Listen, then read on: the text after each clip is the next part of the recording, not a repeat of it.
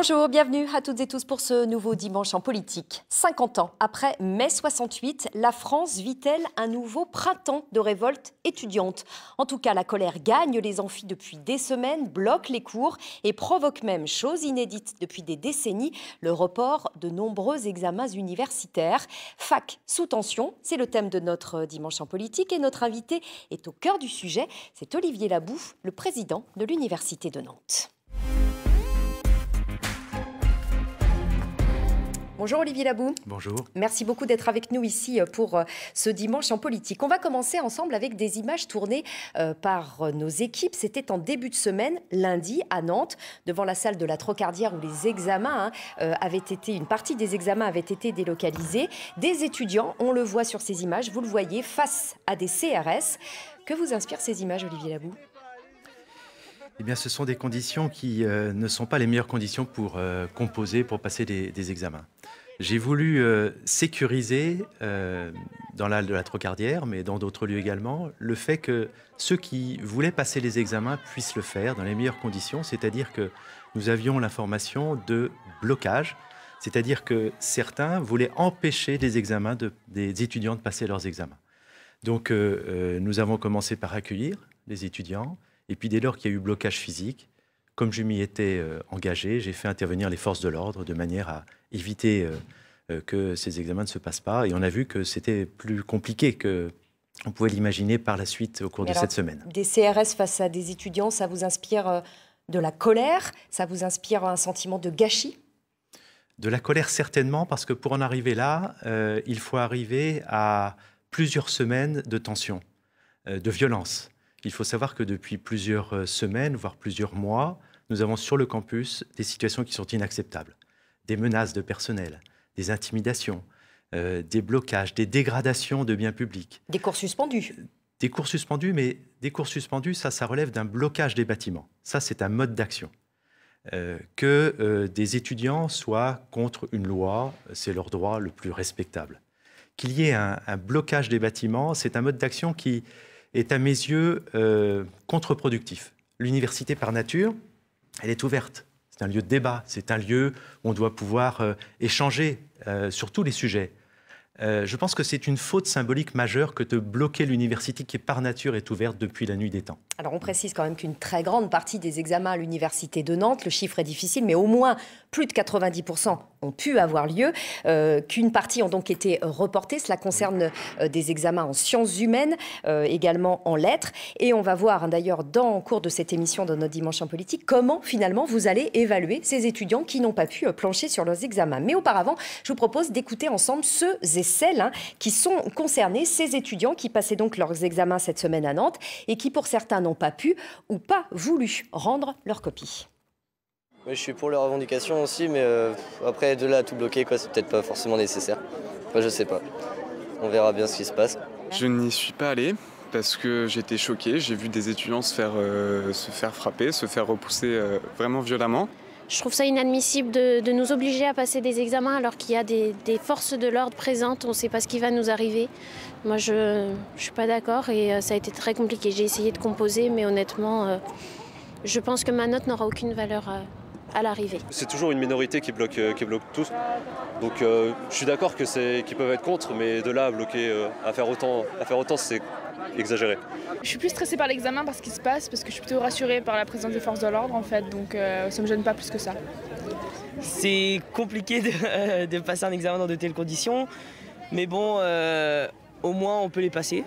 On est un peu pris entre deux parties, quoi.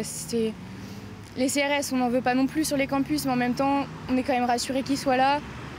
Et d'un autre côté, on ne voudrait pas non plus qu'il arrive malheur à nos camarades qui protestent, parce qu'ils sont aussi dans le droit de protester, qu'on soutient aussi leur cause, même si on ne participe pas au boycott. C'est bloqué. Donc voilà, c'est juste que c'est pas possible. C'est pas possible de travailler dans ces conditions, c'est tout. Enfin, voilà. Olivier Labou, est-ce qu'à un moment, vous avez envisagé d'annuler purement et simplement les examens à l'Université de Nantes? Il faut bien comprendre que le blocage correspond à une minorité, grande minorité. Même si je comptais 250 étudiants, ce qui est respectable, mais ça représente 3% des étudiants en sciences humaines et sociales. Ils sont à peu près 7500, c'est ça? 7500, et ça représente 0,65% des étudiants de l'université. Que cette extrême minorité très engagée, violente, décide pour les autres, c'est quelque chose qui est difficilement concevable. La loi a été votée, elle a été votée par la représentation nationale, la loi s'applique, mais nous ne pouvons pas accepter que si peu décident pour les autres. Si les examens ne se passent pas, les étudiants vont redoubler, ou alors leur diplôme ne vaut plus. Que va faire un étudiant en licence 3 pour entrer dans un master en disant « on vous a donné votre diplôme » ? Que va faire un étudiant qui veut partir à l'étranger en Erasmus ? Que va faire un étudiant avec son diplôme en insertion professionnelle? On voit actuellement les images d'une salle d'examen, c'était à la Trocardière, qui a été perturbée, avec d'ailleurs des personnels de l'université qui appellent au calme en vain. Oui. Alors, certes, il n'y aura pas d'annulation purement et simplement des examens à l'université de Nantes. Malgré tout, Emmanuel Macron a été très clair il y a un mois. Pas d'examen en chocolat pour les étudiants français. Pas question de donner, par exemple, la moyenne à tout le monde, visiblement. Mais comment allez-vous faire pour les évaluer, ces étudiants qui n'ont pas pu passer leurs examens ? Alors, nous avons tenté beaucoup de choses. Nous avons tenté la conciliation, le dialogue. Les étudiants bloqueurs des bâtiments n'ont pas voulu venir à la table de négociation. Le dialogue a été extrêmement difficile. On aurait pu trouver des solutions. J'ai proposé des aménagements pour les étudiants engagés qui voulaient manifester leur désapprobation. On a ouvert des lieux de débat. Et en même temps, comment négocier avec des étudiants qui veulent l'abandon d'une loi? Ça ne dépend pas de vous. Ils peuvent vouloir l'abandon d'une loi, mais on peut toujours négocier, on peut trouver des aménagements. Le mode qui a été choisi est un mode qui est violent, un mode qui ne correspond pas à l'esprit de l'université, et on se retrouve dans une situation où on va devoir imaginer d'autres modes d'évaluation. Alors lesquels? Très probablement, on voit ce qui s'est passé cette semaine, vendredi dernier, en sciences humaines et sociales, il est fort probable, je vais le décider, que les examens se fassent en distanciel, c'est-à-dire non pas dans une salle face à une copie en présentiel, qui est la meilleure garantie d'équité entre les étudiants. Mais ça, vous considérez que ça n'est plus possible? Aujourd'hui, ça n'est plus possible. Alors, à distance, ça veut dire quoi? Avec des contrôles qui se feront sur Internet, avec des devoirs qui seront envoyés par courrier? Comment ça se passe? Alors, j'ai laissé aux enseignants responsables de chaque formation la responsabilité de définir quelles sont les meilleures modalités, puisqu'on peut facilement comprendre qu'en fonction des disciplines, en fonction de ce que l'on veut évaluer, il y a des modes d'évaluation qui sont tout à fait différents, mais ce sera à distance. Mais comment s'assurer qu'il n'y aura pas de triche? C'est ça la difficulté, c'est-à-dire qu'en fait, il faut que ces résultats soient anonymes, qu'ils soient sécurisés et qu'ils soient équitables. Et vous avez le temps, puisque visiblement, c'est d'ici le 1er juin que vous voulez mettre tout ça en place, c'est 10 jours? Je souhaite que les examens se passent avant le 1er juin. Pourquoi? Parce que je veux que le calendrier soit respecté. Il y a des étudiants qui travaillent pour leurs études. Il y a des étudiants qui vont devoir rentrer chez eux, qui vont rendre leur appartement. Notamment en sciences humaines et sociales, c'est un domaine, et ça m'est rappelé souvent, et je le sais, où il y a plus d'étudiants dans des situations précaires, de familles issues de familles socio-économiquement moins favorisées. Et donc ces étudiants, ils sont vraiment une attention de tous les instants. Il faut absolument penser à eux et passer les examens. Alors ça, c'est pour la date butoir que vous avez fixée au 1er juin. Mais je répète ma question, comment allez-vous faire en pratique pour vous assurer qu'il n'y ait pas de triche et que tous ces examens puissent se dérouler? Ça représente un nombre important d'examens à repasser. J'en profite pour remercier tous les personnels qui ont d'abord compensé la fermeture des bâtiments. Il y a par mois 810 000 clics, accès sur les cours en ligne. Et donc, cet approvisionnement a été fait par les personnels, enseignants-chercheurs, enseignants, pour pallier quand il n'y a pas eu de cours, par exemple. Voilà, premièrement. Deuxièmement, je les remercie parce que là, pour des aspects techniques et juridiques, il va falloir plancher rapidement sur la manière dont on peut faire ces évaluations à distance, dans les meilleures conditions possibles, sans dévaluer le diplôme. Des étudiants qui ont fait partie des bloqueurs ont parlé de menaces. Très clair, disent-ils, lors des annulations de cours, avec des cartes d'étudiants qui leur ont été prises, qui leur ont été rendues, ils le précisaient, mais c'est-à-dire qu'on a noté leur identité en leur disant « Attention, pendant 5 ans, vous pourriez ne plus pouvoir entrer dans le supérieur ». C'est vrai ou pas? Non, il faut arrêter avec ça. Il faut arrêter clairement. Un étudiant qui rentre dans une salle d'examen doit présenter sa carte d'étudiant. Point. On lui rend sa carte d'étudiant. Ce qu'ils disent, c'est qu'on lui a gardé, c'est qu'on leur a gardé. Avant de leur rendre, c'est-à-dire qu'on a noté leur identité, très clairement. Mais ça, c'est un faux problème. On vient passer. Mais c'est vrai ou pas? On vient passer. On a noté l'identité des bloqueurs? Non, on a noté l'identité de ceux qui venaient passer leurs examens. D'où la difficulté. Donc pas de mesure de rétorsion à l'avenir? envers ces personnes? Pour ces étudiants, ce sera extrêmement difficile. Quand vous avez des dizaines d'étudiants qui empêchent les autres de composer, vendredi matin, il y avait 60 étudiants qui empêchaient 600 étudiants de composer. Alors, justement, là, ces examens dont vous parlez vendredi matin, eux, ils ont été reportés. Mais il y a des examens qui ont pu se tenir dans des conditions particulièrement stressantes pour ceux qui voulaient et qui ont composé, effectivement. Comment ça va se passer pour eux? Ils vont être évalués de façon normale, habituelle? Alors, il faut savoir, tout le monde le sait, mais je le répète, un jury est souverain. C'est-à-dire que je ne peux dire, dans ma fonction, que la bienveillance vis-à-vis des étudiants. Vous avez écouté les étudiants tout à l'heure. Ils sont partagés. Certains sont rassurés d'avoir passé leurs examens dans des conditions qui ne sont pas optimales, on peut le comprendre. Certains ont été choqués, ont eu du mal à se concentrer. Je demande la bienveillance auprès des jurys, mais les jurys sont souverains. Les examens passés compteront. Qu'est-ce qui se passera pour ceux qui étaient présents, mais qui ont refusé de composer, qui ont rendu copie blanche ou qui ont mis un message politique d'opposition à la réforme sur leur copie? Une copie blanche est un 0. Et pour les étudiants qui ont inscrit ce qu'ils souhaitaient, leur opinion, ce qui est tout à fait respectable, le jury sera souverain. Et là, je ne peux pas en dire plus et je n'ai aucune autorité sur les jurys. Alors, sachant que dans les jurys, il y a des professeurs qui sont solidaires des étudiants bloqueurs, des étudiants opposés à la réforme. Ça veut dire qu'eux aussi seront souverains pour donner une note en fonction de leurs opinions politiques ou pas? Un étudiant ne peut pas être en grève. En revanche, il faudrait que l'enseignant soit en grève. Et s'il n'est pas en grève et qu'il ne respecte pas ses droits et devoirs, c'est une faute. Et là, tout fonctionnaire doit respecter ses engagements. Au final, qu'est-ce qui va se passer? Si l'enseignant-chercheur ou l'enseignant ne met pas de notes, c'est l'étudiant qui en pâtit. C'est ça le problème. Que ce soit le blocage du bâtiment ou le blocage des examens, qui en pâtit, d'abord, ce sont les étudiants. C'est quand même un comble.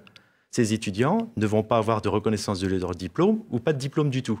Et là, je trouve que c'est irresponsable d'avoir cette action, puisque les victimes sont ceux pour lesquels on s'engage et ceux pourquoi on défend le service public. Est-ce que vous savez déjà si au sein de votre université, il y a des professeurs qui sont sur ce créneau-là dont vous parlez? Il y a des enseignants qui sont contre la loi, et moi, j'ai aucun problème avec ça. Chacun peut avoir son opinion.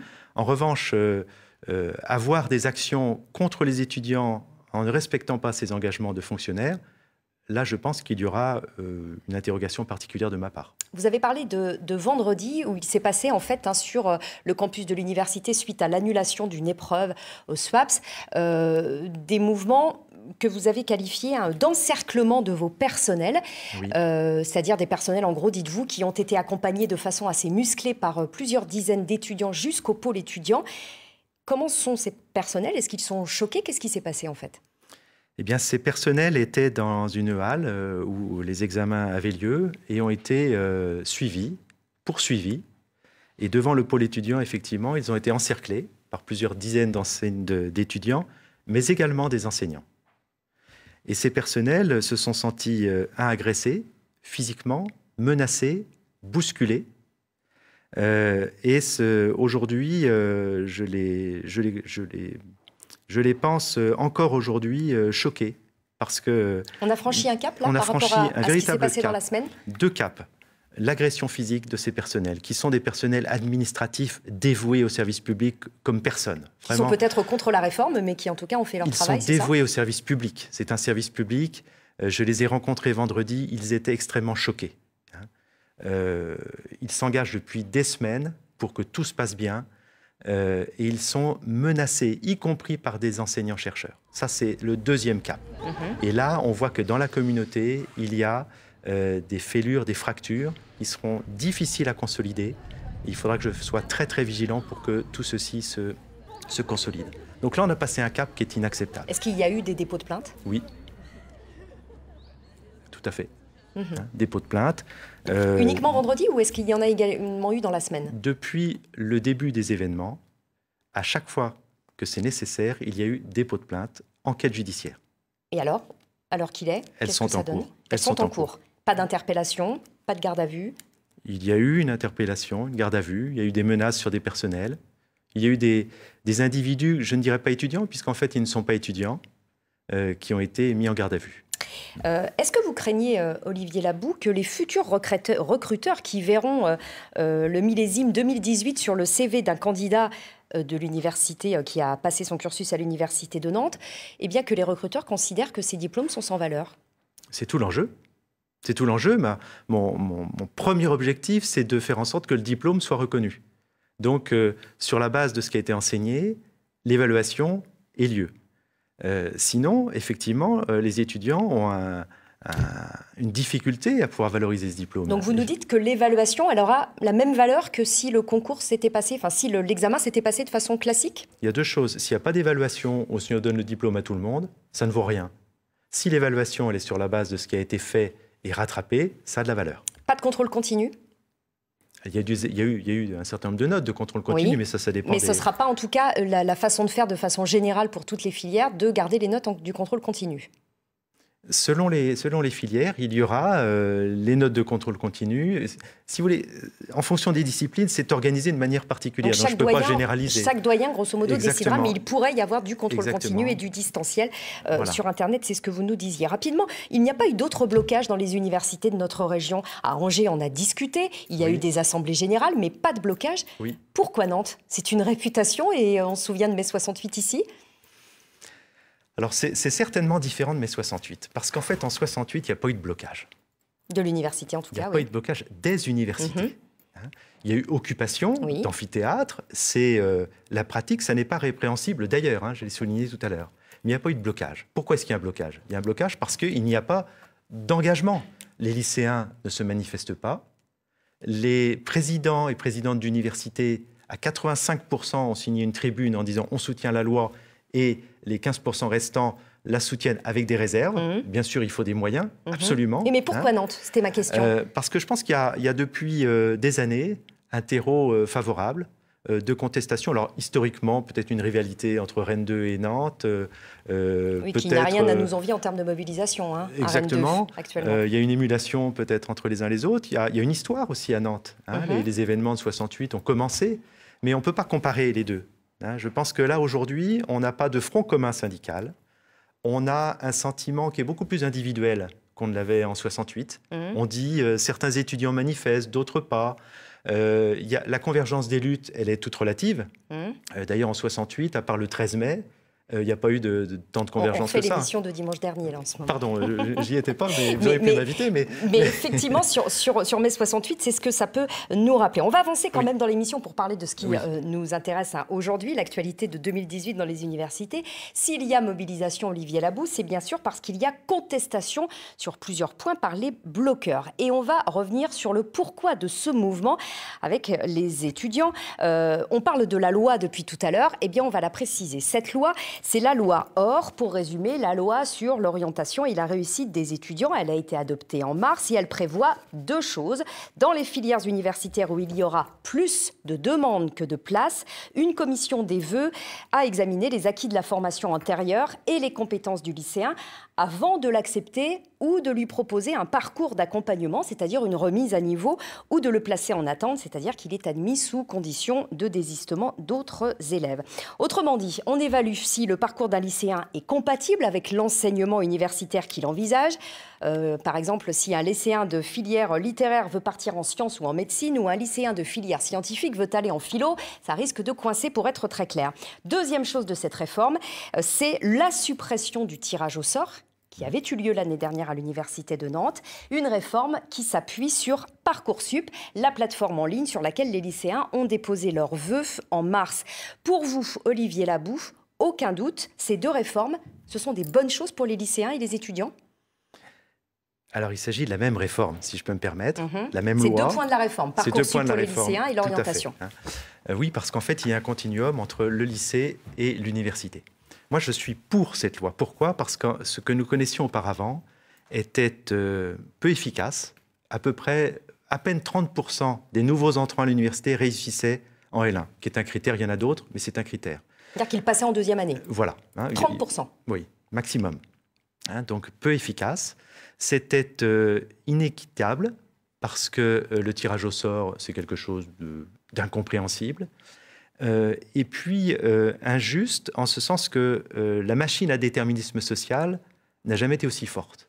la promotion sociale ne permettait pas de faire en sorte que des populations précaires dans la société, plus fragiles, puissent accéder à un haut niveau d'études supérieures.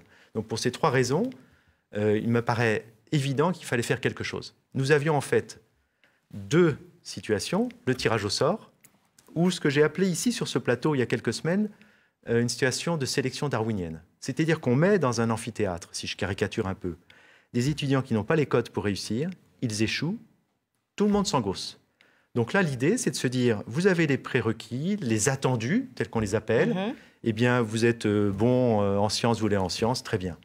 Vous êtes de section littéraire, vous allez en sciences. Selon votre motivation, on va vous accompagner. Et je pense que cette focalisation sur des étudiants qui veulent se réorienter ou sur les plus fragiles, c'est une bonne chose. Alors en tout cas, c'est l'avis des Français, puisqu'un sondage Ipsos qui est paru dans l'Observateur à l'automne dernier disait que 66% des Français sont favorables à une forme de sélection pour l'accès à l'université. Et c'est même 64% des 16-24 ans, donc ceux qui sont particulièrement concernés par cette réforme. Alors on voit bien que là, c'est la France, enfin les Français qui sont majoritairement pour ce qu'on peut quand même appeler la sélection, même si c'est un gros mot et même si vous le refusez, mais pour en tout cas être dans la caricature telle que vous le dites par rapport au mot. Vous parliez des présidents d'université qui pour la majorité étaient pour la réforme. Il y en a quand même certains qui sont plus mitigés, plus sceptiques. 6 d'entre eux ont d'ailleurs signé une tribune dans l'Étudiant il y a un mois. Parmi eux, le président de Rennes 2 et puis également celui du Mans, Rachid El Guerjouma. Eux parlent très clairement de tri des lycéens et disent que la loi, eh bien, en gros, ne permet pas à l'université d'avoir les moyens d'assurer cette fonction qu'on lui attribue. Est-ce que vous êtes d'accord avec eux sur ce point-là? Alors, vous pouvez imaginer que, je m'oppose au mot sélection. Sélection, c'est dire oui ou non. Là, c'est oui ou ici. Et donc, on prendra le maximum d'étudiants. Sauf que très clairement, des fuites du ministère de l'Éducation, de l'Enseignement supérieur qui sont parues le mois dernier, on dit que le 6 septembre, lorsque Parcoursup sera clos de façon définitive, ce sera à la fin du mois de septembre, il y aura des noms. Quand il n'y aura pas de place dans des filières et qu'il n'y aura pas de place pour d'autres étudiants qui n'auront pas fait d'autres vœux, il y aura des noms, il ne faut pas se leurrer. Le même ministère indique ce matin que 80% auront une réponse après le bac, c'est-à-dire après le 20 juin, et qu'il y a une commission présidée par le recteur qui va accompagner les étudiants dès qu'il y aura les réponses après le 22 mai. Le 23 mai, cette commission se met en place. Oui, sauf que là moi je parle du mois de septembre, c'est-à-dire que là on est dans une temporalité, mais en septembre à la rentrée, il y aura des noms, très clairement, Olivier Labou. On va anticiper, on va anticiper l'accompagnement des étudiants. Tous les étudiants, tous les lycéens auront une réponse positive à leur demande? Attention, ils auront une réponse positive, mais pas forcément à l'université. Parcoursup, par exemple, en BTS. Il y a 15 millions qui vont être débloqués de manière à ouvrir davantage de places en BTS, par exemple. Sauf que si ces étudiants ou ces lycéens n'ont pas demandé ces BTS-là? Il faut savoir que la sélection, elle se fait bien en amont. Un proviseur de lycée me disait dernièrement qu'il y a à peu près 1000 demandes pour 30 places en BTS. Donc vous voyez que le problème remonte. Mais je reviens sur votre question de tout à l'heure. J'échange assez souvent, encore hier, avec le président de Rennes 2, Olivier David, pour...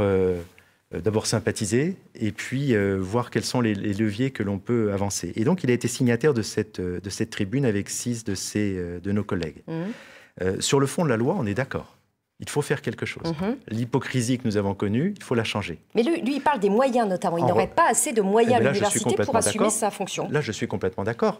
La conférence des présidents d'université a fait un calcul hier indiquant que pour le plan de loi de finances 2019, il fallait 170 millions d'euros supplémentaires pour accompagner les établissements, accompagner la loi et accompagner le nombre d'étudiants qui vont arriver en plus.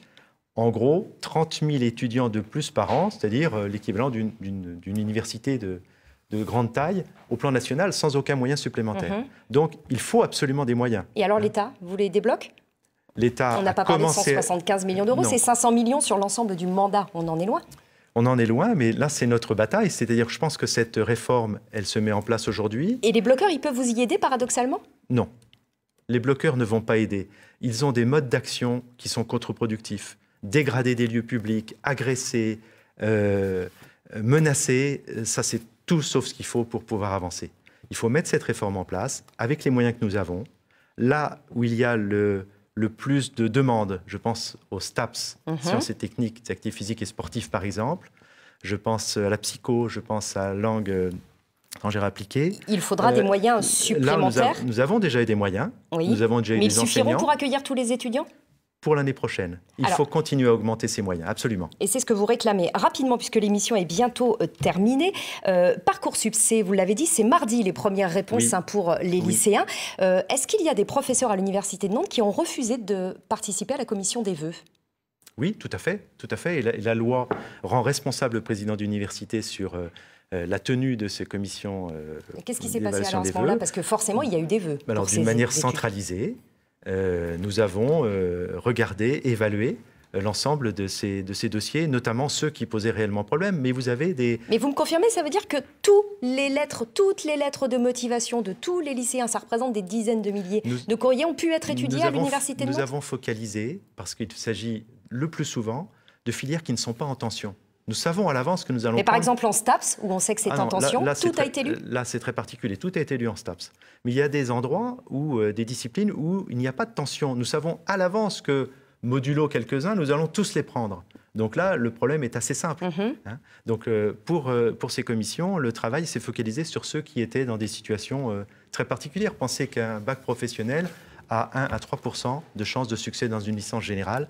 Il faut focaliser sur les plus fragiles. Très rapidement, est-ce que vous pensez que ce mouvement, vraiment il nous reste 30 secondes, que ce mouvement peut ternir l'image de l'université ? C'est ce que pense la ministre de l'Enseignement supérieur, Frédérique Vidal. C'est déjà fait. Il y a du travail pour vraiment faire en sorte que l'université française soit reconnue au plan international. C'est le cas. Et pourquoi dites-vous que c'est déjà fait ? Que cette image est ternie ? L'image est ternie. L'image est ternie. Je pense que tous les efforts, tout l'engagement des personnels pour que cette université rayonne est terni par une petite minorité et c'est vraiment irresponsable. Merci beaucoup Olivier Labou d'avoir été notre invité pour ce dimanche en politique.